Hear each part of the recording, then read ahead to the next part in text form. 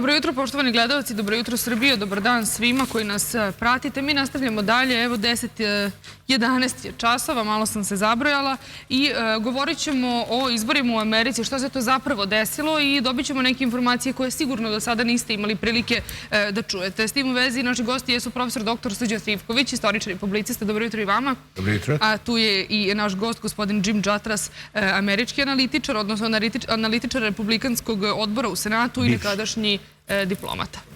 Dobro jutro. Welcome to our show. Thank you. Da li su izbori ponovo pokradeni u Americi? The elections stolen. The votes are stolen. I think it's a very strong indication that that's the case. Imamo veoma značajne nagoveštaje da se to zaista dogodilo. Going into the election, Joe Biden's approval rating is extremely low, and even polls that were skewed in favor of the Democrats showed the Republicans should have very big wins on election night. Joe Biden je imao veoma nizak rating i čak i one ankete javnog mnenja koje su bile nenaklonjene republikancima su nagoveštavale da će republikanci postići veliku pobedu. Yeah, but instead of making a pitch for his party before the election, we hear Joe Biden and his administration warning against election deniers and people who are semi-fascist, MAGA supporters or agents of foreign countries like Russia, Iran or China, that anybody who denies the validity of those votes is a traitor in essence. This does not sound like a man who expected to lose this election. Međutim, Joe Biden je neposredno uoči izbora maltene pretio Amerikancima da svako ko se usudi da negira validnost i legitimnost izbora je de facto strani agent za Rusiju, Iran ili Kinu. To ne zvuči kao neko ko je očekivao da uopšte postoji mogućnost da te izbore izgubi. Očekivao se tsunami republikanaca, to se nije desilo. A real wave of Republican success was expected. It didn't happen. That's exactly right. And the question is, why did it not happen? I pravo pitanje je zašto se to nije desilo. And right now, I think the next step will be to essentially blame it on Donald Trump because the Republican Party, it will be said, is too closely linked to Trump's program. That's what dragged the Republicans down. Of course, that's what they were saying was going to happen in 2016, and instead we saw Trump won states that Republicans hadn't won in decades. Naravno, sada će establishment tvrditi da je to zato što je republikanska stranka suviše pod Trumpovim uticajem i da je to negativno uticalo na raspoloženje birača. Međutim, to nije tačno jer oni su istu stvar tvrdili i 2016. da će Trump odvesti republikansku stranku u propast, a on je naprotiv uspeo da dobije i neke od država u kojima demokrati su držali vlast decenijama.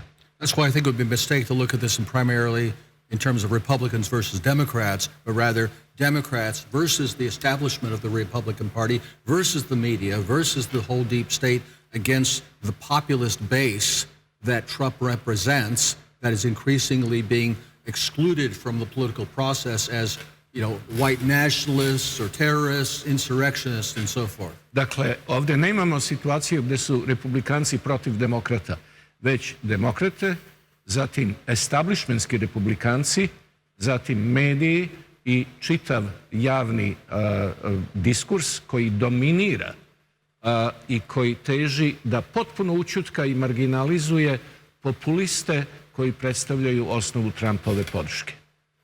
Da li je ovo kraj Donalda Trumpa? Is this the end for Donald Trump?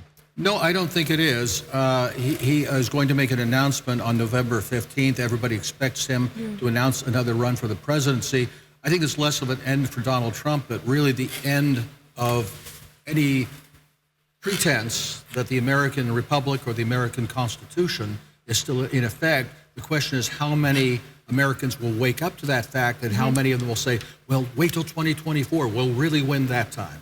Dakle, ovo nije kraj Donalda Trumpa. Svi sad očekujemo njegovu izjavu koju je najavio za 15. novembar i kada se očekuje da se kandiduje i 2024. godine. Međutim, ovo jeste kraj Amerike kao na ustavnim i zakonskim pravilima zasnovane funkcionalne države.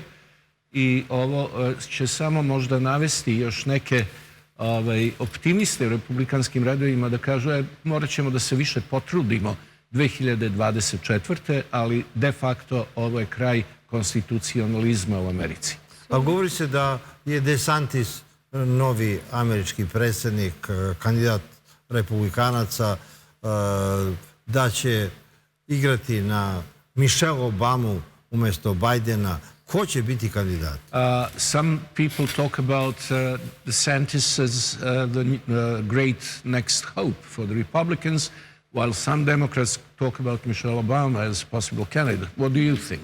Well, I think this shows the crisis of leadership we have in America now, that I've been saying for a long time we have a woke revolution that still doesn't have a Lenin, and we don't have a resistance yet that doesn't have its Franco or its Kolchak. As America moves toward this very polarized, very divided society... Ovo samo odražava krizu vođstva, krizu liderstva.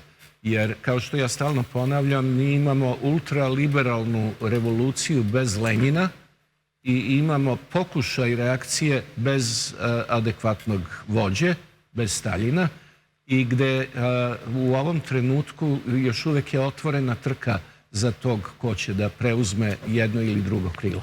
Sad je Amerika komunistička, a ne Rusija.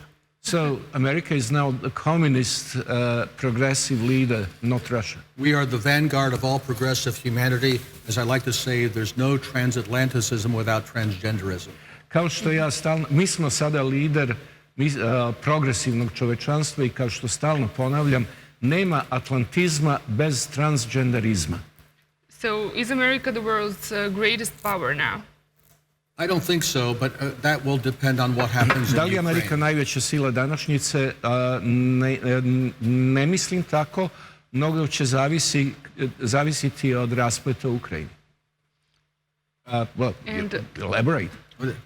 Right now, I would say we have a global struggle going on between Russia and China and most of the global south, as they say. And on the other hand, we have the thalassocratic, U.S.-led international order that has dominated the world since the end of the First Cold War. How the war ends up in Ukraine and what impact it has on the global economy, especially in places like Europe, will determine whether or not the United States can remain the top dog in the international system. Mi smo sada svedoci jednog sveta koji je podeljen između Rusije, Kine i takozvanog globalnog juga s jedne strane i talasokratske, znači na pomorskoj moći zasnovane Amerike i njoj podložnog Zapada, što pre svega podrazumeva Evropu, i čija je dominacija posle završetka hladnog rata bila nesumnjiva, ali koja je sada dovedena u pitanje. I'm sorry, go ahead. What lies at the root of this is one concept of the international order that says each state has its state sovereignty, its own civilization, its own values. Let Russia be Russia, China be China, Serbia be Serbia, or whether one model of humanity must prevail with these values that essentially are anti-family, anti-religion, anti-national, that is being pushed by the United States and Western Europe. Dakle, imamo dva modela. Jedan podrazumeva mogućnost jedne nacije da bude svoja u duhu sa sopstvenim tradicijama i nasleđem i kulturom, da Kina bude kineska, Rusija ruska i tako dalje.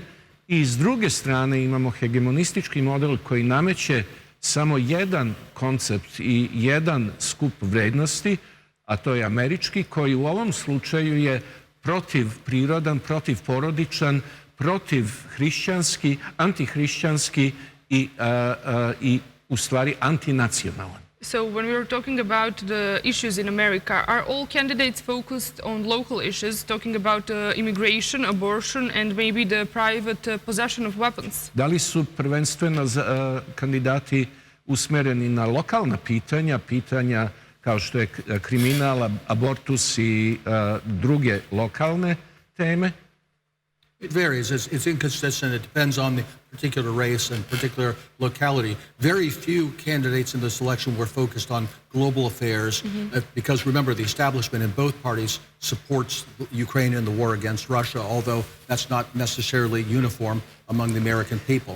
Ogromnom većinom kandidati su se fokusirali na takva lokalna pitanja iz prostog razloga što zapravo među njima nije ni postojala neka razlika u odnosu na rat u Ukrajini, gde praktično obe stranke, i republikanci i demokrati, podržavaju Ukrajinu, ali to ne znači da je isto raspoloženje replikovano i u javnosti u celini, samo što to ne dolazi do... Ali niko nije pominjao ni Ukrajinu, ni Srbiju, ni Rusiju. Nobody mentioned Ukraine or Serbia or Russia much in Not much as an electoral, an issue during the election, and actually one of the things that actually points toward there was something wrong, these elections were phony, because most candidates in most places focused on pocketbook issues, the economy, the cost of living, and so forth. The poll showed that's what people were concerned about and why the Republicans should do well, yet that's not the way it turned out.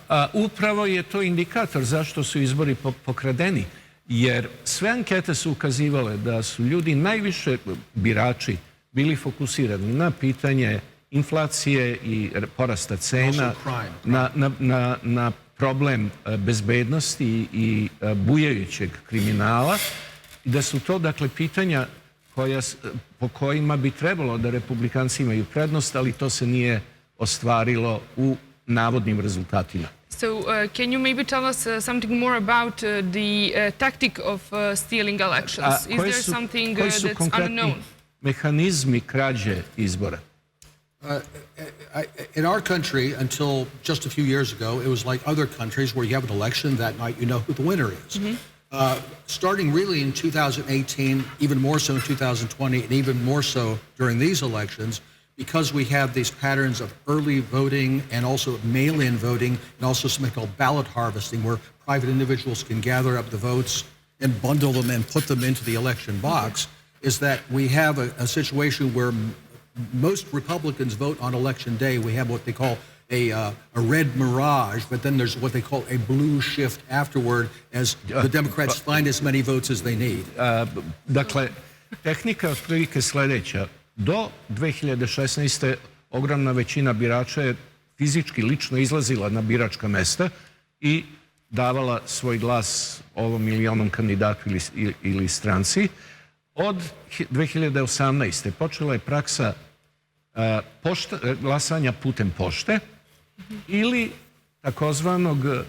takozvane žetve biračkih listića, a to znači da pojedinci, pre svega demokratski aktivisti, idu u određene kvartove i kupe biračke glasačke listiće od stanara, pre svega u manjinskim, takozvanim manjinskim zajednicama i četvrtima, i onda ih donose na biračko mesto, što je proces koji nije podložan kontroli. Dakle, prvobitno, samo da ja dodam, ideja poštanskog glasanja putem pošte ili da nekom poveriš da ti odnese glasački listić je bio namenjen bolesnicima, nepokretnima, ljudima koji zaista fizički nisu bili u stanju. A sada je to tehnika koja se primenjuje za sve i ona je izuzetno podložna zloupotrebama, pogotovo ovo što je Džim pomenuo, ta žetva glasova, to znači da one manjinske zajednice gde često ljudi ne daju 5 para i ne izlaze na izbore, a to su recimo afrički Amerikanci. Let's remember, in America we don't have national elections, so we have state by state and local elections. So if you want to win a presidential election, you have to have Pennsylvania. To win Pennsylvania, you have to have enough votes coming out of a city like Philadelphia, which is notoriously corrupt. So what that tells the Democrats is how many votes do we need to find somewhere in a box to dump in the box in Philadelphia to carry Pennsylvania. Dakle, da budemo konkretni, ne zaboravite da se za predsjednika ne glasa na nacionalnom nivou, nego na nivou saveznih država. Što znači, ako hoćeš da pobediš u predsjedničkoj trci, moraš da dobiješ Pensilvaniju, koja je uvek bila ona. Ako hoćeš Pensilvaniju, moraš da pobediš u Filadelfiji, koja je notorno korumpirani grad i u kome možeš tačno da proceniš, ako si demokratski strateg, koliko ti treba tih dodatnih glasova koji će da se nađu u nekoj zaboravljenoj kutiji, a samo i ja da dodam, ista je situacija u Michiganu, gde je Detroit taj korumpirani grad gde se proizvode dodatni glasovi, i u Wisconsinu gde je Milwaukee, gde se to isto dogodilo na izborima 2020. Drugim rečima, ukrali su Trumpu i Wisconsin, i Michigan, i Pensilvaniju upravo tako što su, and in Pennsylvania they changed the rules so that you can... I u Pensilvaniji su u posljednje trenutku promenili pravila tako da mogu da se nastave prebrojavanje glasova za dodatna 3 dana, što je značilo opet manipulaciju i u Georgiji, in Georgia they reduced the ID requirements. U Georgiji su u posljednji čas spustili prag identifikacije birača, gdje više nisi morao da imaš dokumente sa fotografijom. Možda Amerika propada, možda je završena američka istorija slobode, ali Amerika se ratom u Ukrajini pokazala kao velika sila, uvukla je Rusiju u tragediju i pokorila Evropu prvi put posle 1945. godine.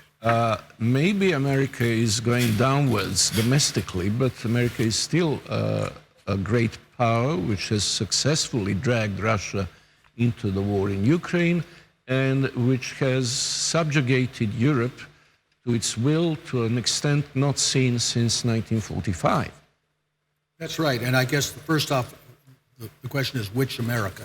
Naravno, prvo pitanje, u pravu ste, ali pravo pitanje je koja to Amerika?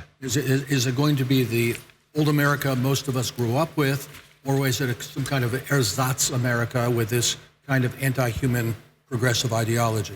Dakle, da li je to ona tradicionalna Amerika u kojoj smo odrasli ili je to neka pseudo-Amerika koja je zasnovana na antihumanim ideološkim postavkama? But you're right. We are in a global confrontation to see whether that America can continue its domination of the global system.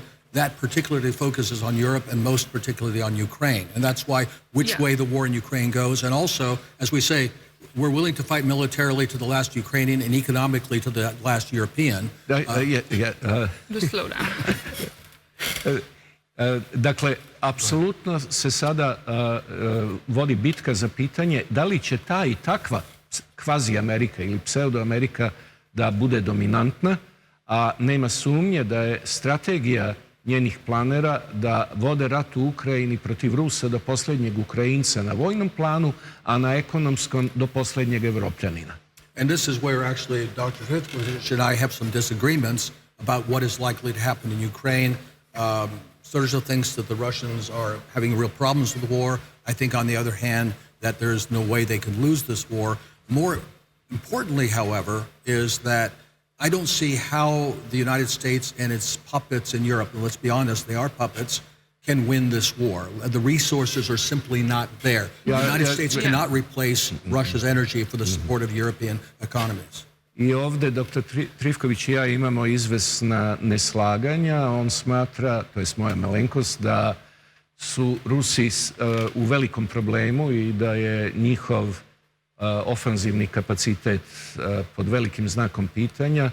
Ja pak smatram, gospodin Džatras, da neće biti dovedena u pitanje ruska pobjeda na duge staze i da će Evropljani pogotovo biti prinuđeni na kompromis iz prostog razloga što bez ruskih energenata oni ne mogu da funkcionišu, jer Sjedinjene države ne mogu ni deo tih nedostajućih energetskih resursa da im nadoknade. So, talking about the war, will the Senate be in the mood, as it has been, on Biden's behest to help Ukraine?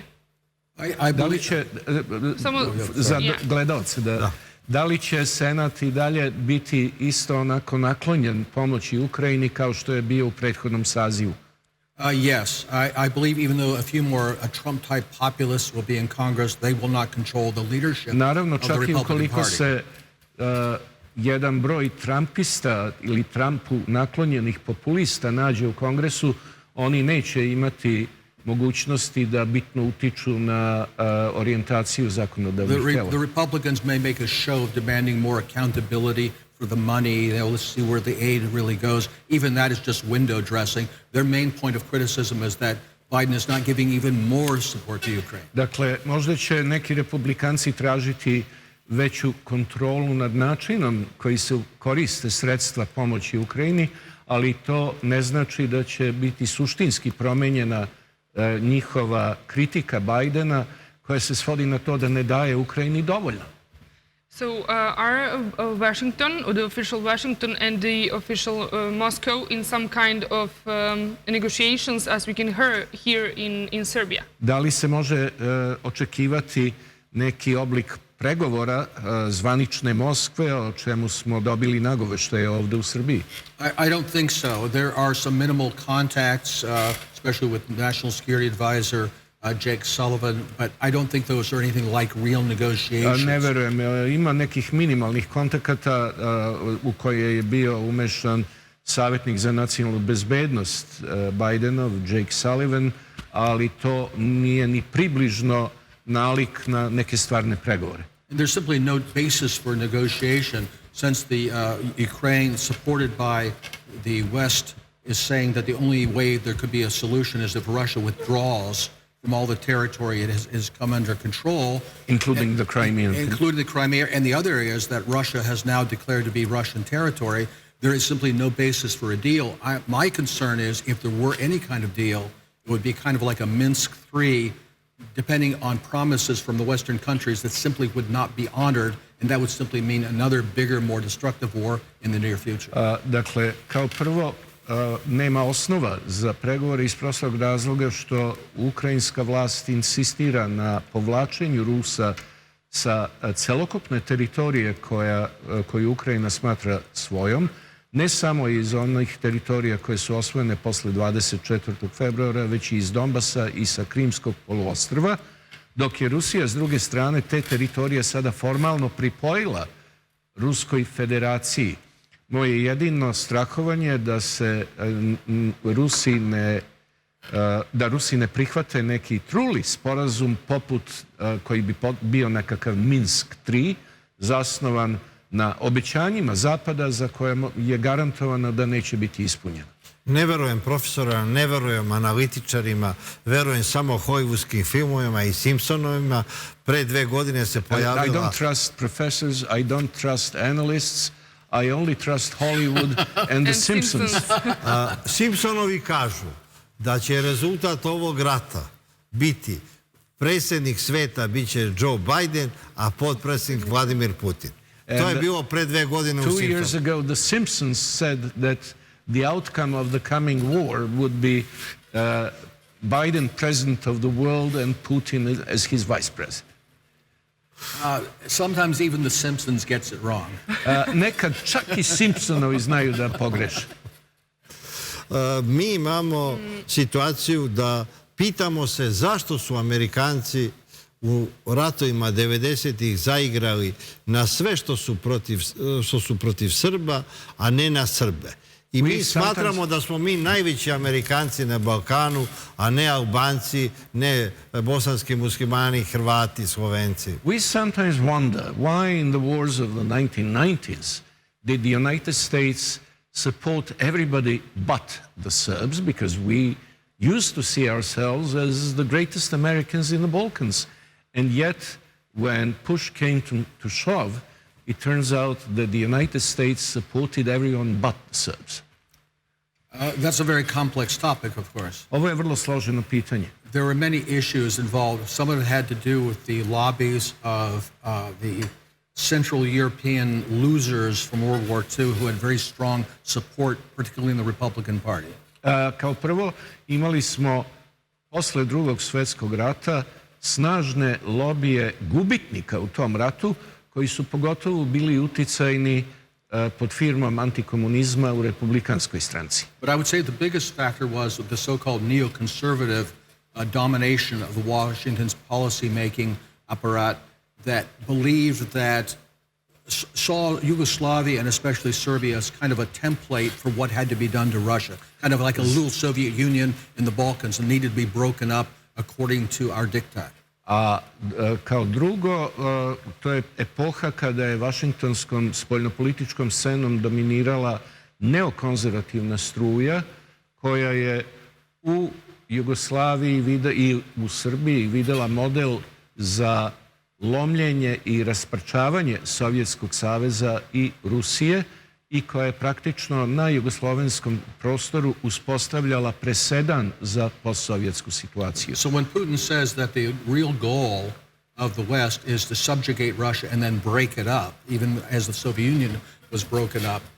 That is absolutely real. I zato kada Putin kaže da je stvarni cilj Zapada da rasparča Rusiju, da je razbije na komade, ja smatram da je ta njegova tvrdnja savršeno opravdana.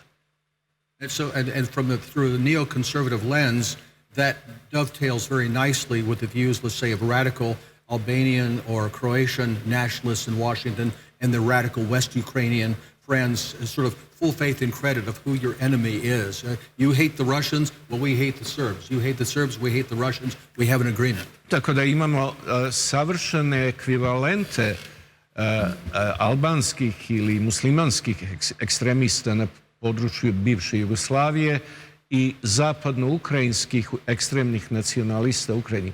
Vi mrzite Srbe, mi mrzimo Ruse ili obrnuto.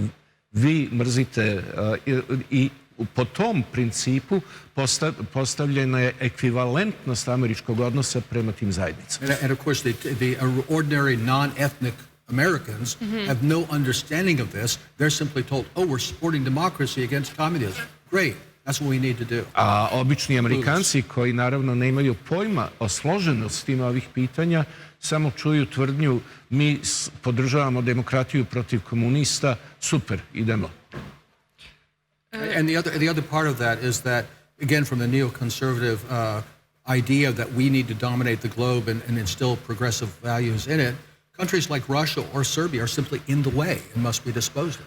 A drugi aspekt je da je teza neokonzervativnog pristupa da je Amerika bogom dani hegemon koji treba da dominira svetom i da su i Srbija i Rusija naprosto na putu ostvarenja tog projekta, pogotovo sa stanovišta vrednosnih postavki tih društva. Sinoć smo razgovarali, bili ste svedok odbrane Slobodana Miloševića, da li bi bili svedok odbrane Vladimira Putina pred Haškim tribunalom jer se najavljuje i njemu suđenje? Vi ste rekli radije bi bio svedok Zelenskom. Last night over dinner, I asked you if you would be prepared to defend Vladimir Putin before the Hague Tribunal, which is a possibility mentioned in the West. But you said that you would rather defend Vladimir Zelensky before such an international tribunal. Or perhaps Victoria Nuland. Ili možda Victoria Nuland. Da li ona architect of everything that happened in Ukraine from late 2013 on and maybe earlier than that?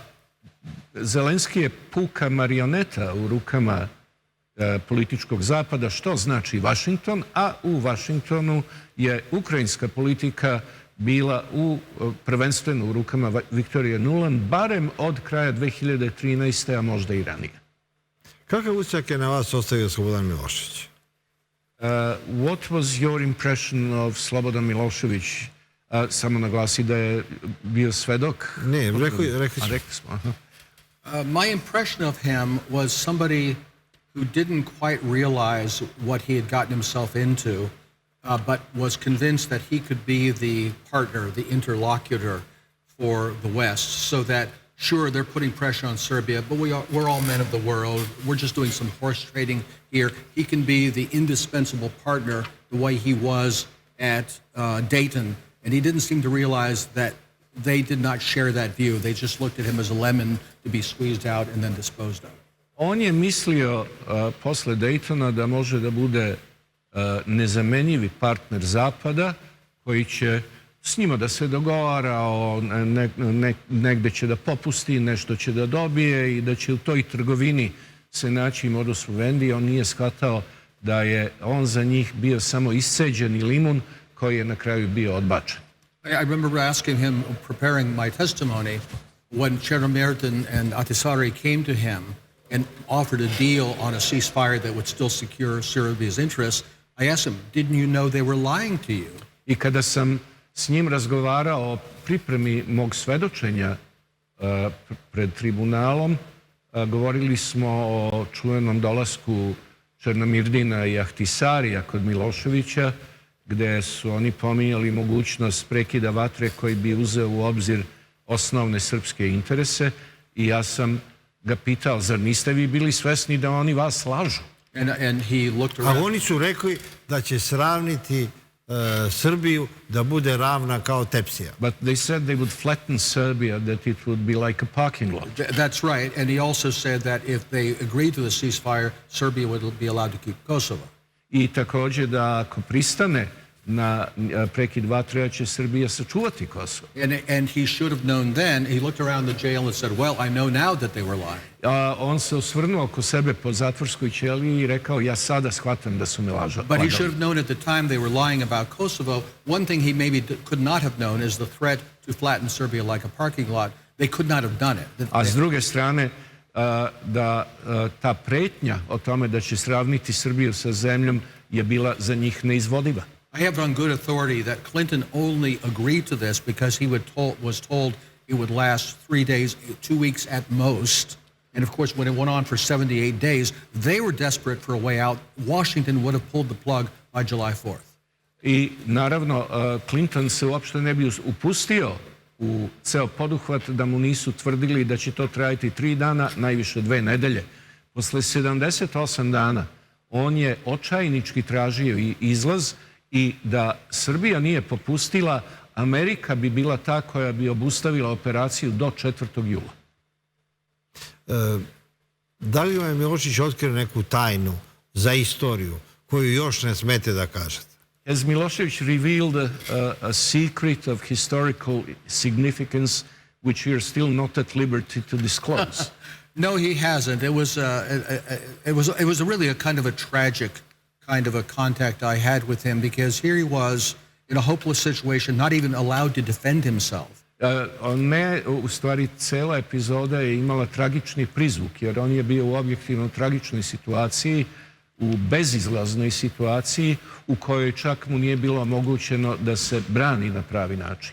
Here he was with prosecution, he said at the trial, prosecution attorneys over there against him and prosecution attorneys as his defenders.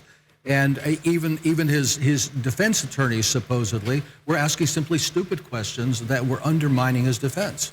Jer on je imao tužioce s jedne strane i tužioce u svom timu odbrane s druge strane, koji su često postavljali glupa pitanja koja su više išla na ruku tužilaštvu nego njemu samo.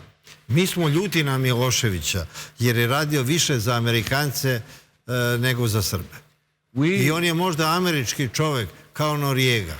We are very cross with Milošević because he seems to have acted like an American agent. Maybe he was one, just like Noriega.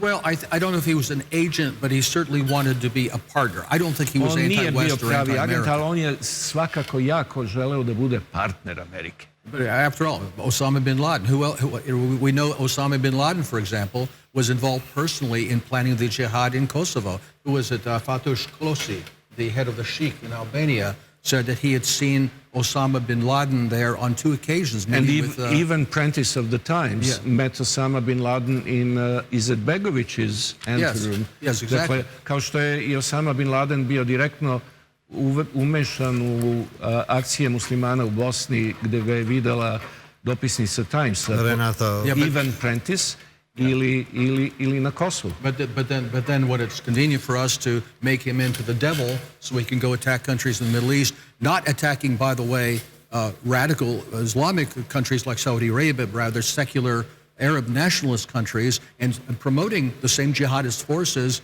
in the Middle East as we did in the Balkans.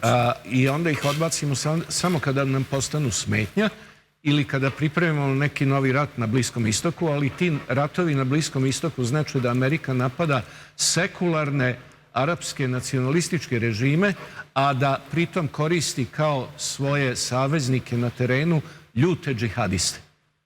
Da li je Srbija neprijateljska zemlja ili prijateljska za Amerikance?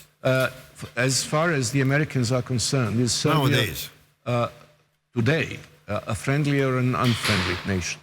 If you talk about again, we have to make a distinction between the real America and the regime. I would call it the regime now. Moramo da pravimo distinkciju između stvarne Amerike i režima. Ja svesno koristim termin režim. The regime hates you as much as ever. Vas američki režim mrzi kao što vas je vazda mrzeo. They will they will accept a relationship with you as long as you do exactly what you're told. Oni će prihvatiti odnose sa vama koji su zasnovani na vašoj spremnosti da radite tačno sve onako kako oni diktiraju. And if not? If not, well, then we'll find some way to break down your country further. Oni će naći načina da vas lome, da vas dodatno lome i savijaju. Ja sam, za razliku od svih Srba, pobornik da Srbija postane jedna od američkih država, a ne članica Evropske unije. I am rare among the Serbs in that I advocate Serbia becoming the 51st state of the Union rather than joining the European Union. The 51st state of the American, well, you may be in the same situation with America as with the European Union. Can you get in before the whole thing breaks apart? Potpuno ste u istoj situaciji i sa SAD i sa Evropskom unijom da treba požurite da uđete pre nego što se raspadnu param parča. I Amerika i Evropska unija. Both the EU and the US. Look, I think many people now have been saying for some years that we have had a cold civil war going on. Mnogi govore o tome da već dugo imamo hladni građanski rat koji dugo traje. And that could turn hot at any time. It won't look like 1861. Neće, koji može da postane vruć u bilo kom trenutku i koji neće izgledati kao onaj građanski rat severa i juga 1861. It would look more like Bosnia or Lebanon when that happened. To će više izgledati kao Bosna ili Liban. So talking about the relations in between the US and Serbia, did you hear something about our president's speech in New York just last month? And do you maybe have some insiders' informations on what kind of reactions he received? Da li ste pratili govor našeg predsjednika u Njujorku prošlog meseca i kakve su bile reakcije? No, unfortunately I did not. Is there some particular point of his speech that you had in mind? Ne, nisam upoznat i da li imate neku posebnu tačku iz njegovog govora koju bi trebalo da primim k znanju? On je tražio i sada i ranije Balkan balkanskim narodima bez Amerike, bez zapadne Evrope. The Balkans for the Balkan people without US or EU involvement.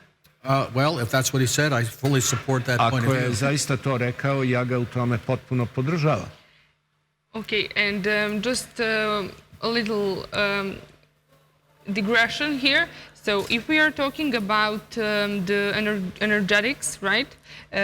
The version of the Nord Stream, is that some kind of, is there an involvement of the UK maybe? And can we tell that it's some kind of the terrorism that the US and UK are Ko joining je together? krivac za diverziju na Nord Stream gasovodu i da li su umešani Britanci ili partnerski Amerikanci i Britanci?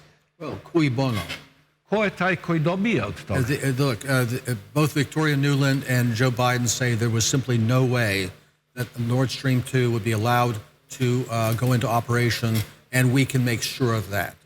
I Victoria Nuland i Joe Biden su rekli da Amerika neće dopustiti da Nord Stream 2 postane operativan i da ima načina da to spreči. Who actually pulled the trigger? Was it the Americans? Was it the British? Were the Poles involved? I don't think the Ukrainians have this capability. Ko je bio taj koji je konkretno izveo tu operaciju, ja ne znam. Amerikanci, Britanci, Poljaci, nemaju Ukrajinci kapacitet za tako nešto. Yeah. We can hear that the Britons have some kind of private company that maintains underwater telecommunication cables, so it can be involved in this deal. Mi znamo da Britanci imaju firmu koja održava telekomunikacione podvodne kablove i da ima opremu koja bi mogla da ovako nešto izvede. Well, I think all those are possibilities, but these are details. It's more the question who did it and why they did it and what the impact is, especially on Germany. To su sve samo detalji. Suština je da znamo ko je to izveo i kakve su posljedice, a pre svega kakve je posljedice po Nemačku. This shows how much we love our German friends. They no longer have to go to Stalingrad to freeze to death. They can now freeze in the comfort of their own homes. Eto, to samo pokazuje koliko volimo naše nemačke saveznike. da oni više ne moraju da idu u Stalingrad da bi se smrzli, da mogu da to čine i kod sopstvenih kuća. Yeah, and to what extent is the US's gas different than Russians? And is it true that Americans are buying Russian gas and then reselling it to Europe? Da li ima razlike između ruskog i američkog gasa i da li je tačno tvrdnja da Amerikanci potajno kupuju ruski gas, a onda ga preprodaju Evropljanima? I'm not an expert on the technology of gas. I understand there are different grades of oil. I'm not familiar with how some kind of gas is different from others. I know we still buy some Russian oil. I'm not sure about Russian gas. Nisam upoznat sa tehnologijom gasa, znam za razlike u gradiranju nafte, ali mi je poznata činjenica da i dalje Sjedinjene države kupuju određene količine ruske nafte. Za gas nisam siguran. But remember, Joe Biden has declared war in essence on the American industry, American energy industry domestically. We don't have the excess energy in the form of gas to send to Europe, and even if we did, the LNG facilities for transporting that amount of energy to Europe simply don't exist. Ali ne zaboravite da je Joe Biden sprovodio pravi rat protiv američkog energetskog sektora i da mi zapravo naprosto nemamo dodatne rezerve gasa koje bismo mogli da odvojimo za Evropu, a i kad bi je imali, nema dovoljno kapaciteta za likvifikaciju gasa, za njegov prevoz i za njegovu distribuciju i gasifikaciju na drugoj strani. Kako je biti američki disident decenijama? Je to opasno po život? Jer su pokušali da vas ubiju? How does it feel to be an American dissident for so many decades? Is it dangerous to your life? Has there been an assassination attempt against you? Not yet. Ne još, ne za sada. It's uncomfortable. It makes you feel the way people would have been dissidents in the Soviet Union or other communist countries, where you say you love your country, you want what's best for your country, but you realize the people who are running it are a bunch of criminals. How do you become a patriot in that instance? To nije prijatna situacija, ali s druge strane je potpuno ekvivalentna disidentima u Sovjetskom savezu, gde bi disidenti otvoreno naglašavali da oni vole svoju zemlju, pogotovo u slučaju Solženjicina, especially Solženjicina is a case in point, ali da ne mogu da se pomire sa činjenicom da se na čelu te zemlje nalazi jedna banda kriminalaca. I think the biggest problem I have is that so many good patriotic Americans don't seem to realize what is happening, and they still, especially in the foreign context, even though they realize their government is way off the rails, that promoting all this sexual propaganda to children and so forth, they think that when it's America outside of the U.S., it's all mom and apple pie in the traditional America, rather than the very same depraved one that they're facing at home. I pogotovo me deprimira činjenica da mnogi dobronamerni i zdravomisleći Amerikanci koji su svesni domaće krize morala i kulture, svejedno misle da je u spoljnoj politici to je još uvek ona stara Amerika mame i pite od jabuka.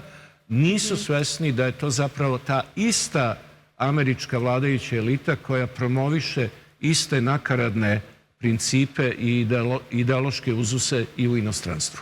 Veoma ste popularni u Srbiji i za odbranu Miloševića i za 90. People appreciate you in Serbia both because of defending Milošević. Ali nedavno ste osvojili srpski narod kad ste rekli da Srbija treba da izađe na more i treba da nam se da i Drač, i Skadar i ostale srpske teritorije iz srednjeg veka. We were particularly grateful for your statement that Serbia ought to have access to the sea and to take over both Durazzo and Skadar and other Serbian lands which have been taken from us. Ne želimo ništa više. We don't ask for anything more than that. Well, thank you. I think if I could say the most important effort I made, and it was something that Srđa was very involved with, was our efforts internationally and in the United States on behalf of Kosovo, the project headed by Vladika Artemija, that we did, I think we did a lot to slow down the pace of the American policy on Kosovo? Mislim da je ono što smo Srđa i ja najviše doprineli, da makar usporimo tempo samostaljenja Kosova i usmeravanja američke podrške tom projektu. U Džimovom slučaju to je bio Američki institut za Kosovo koji je osnovan sa blagoslovom vladike Artemija in 2004.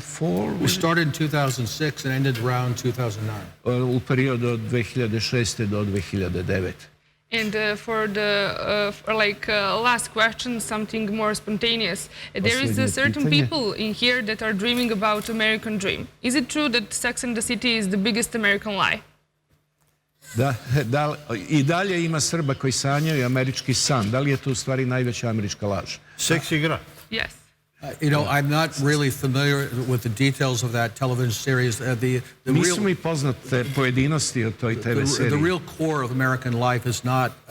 Mi sve znamo. We know everything. Is not Sex in the City, it's guns in the countryside. Okay, fine. Prava suština američke stvarnosti nije seksi grad, nego pištolji i seoska područja. Ali vladika Artemije je izbačen iz srpske crkve jer nije dozvolio John Bidenu da poseti manastir Dečani. Has vladika Bishop Artemije been defrocked because he prevented Joe Biden from visiting Dečani monastery? He was removed from his eparchy because of Joe Biden and Admiral Fitzgerald. At least the indications are that the defrocking others became because he would not accept that decision from the Senate, and that's a very complicated matter. To je složeno pitanje gde su i Biden i Admiral Fitzgerald direktno uticali. Ja bih samo još dodao, kada je pomenuo Džim naoružanje, da smo prošlog Thanksgivinga, to je sad će biti godinu dana, bili su naši prijatelji, uglavnom američki pravoslavci, konvertiti, koji su rođeni bilo kao protestanti ili katolici, bio je i moj sin, bivši marinac, i da smo tog dana na Džimovoj farmi potrošili 5000 komada municije od 5,56 do 12,7 mm kalibra iz 20 dugih i kratkih cevi. Dobro. To je u Srbiji zabranjeno pucati, Amerikanci pucaju. Profesore, hvala vam što ste nam ovo učinili. Thank you very much for being our guest. I hope it was a pleasant experience for you. Very much. Thank you. Thank you.